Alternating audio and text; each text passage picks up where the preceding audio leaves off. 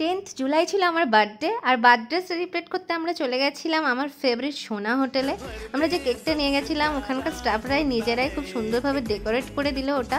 তারপরে তো কেক কাটিংয়ের পালা চলছিল, আর আমি তো ভাবছিলাম যে আমার বার্থডে কেকটা আমিই ফার্স্ট খাবো, তো সেটাই করলাম।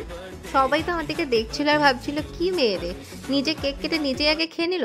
আসলে আমার ফেভারিট চকলেট কেক বলে কথা, তো ওদের মুখেও আমি দিয়েছি, আর মুখে দিতে দিতেই বলছিলাম তাড়াতাড়ি শেষ কর রে, হাক্কা নুডলস অপেক্ষা করছে আমার জন্য। বলতে বলতেই চলে এলো মিক্সড হাক্কা নুডলস, একেবারে প্রন এগ চিকেনে ভরা, আর সেটা খেয়ে বাপরে এত ভালো লাগলো, আমি তো এক্সপ্রেশন কী দেবো সেটাই মনে করতে পারছিলাম না। প্রাইস ছিল মাত্র 190 রুপিস। এর সাথেই নিয়ে নিয়েছিলাম সিঙ্গাপুরি ফ্রাইড রাইস, যেটার প্রাইস ছিল 180 রুপিস, আর চিলি গার্লিক চিকেন, যেটার প্রাইসও ছিল 180 রুপিস, আর এরকম বড় বড় 8 পিস চিকেন ছিল।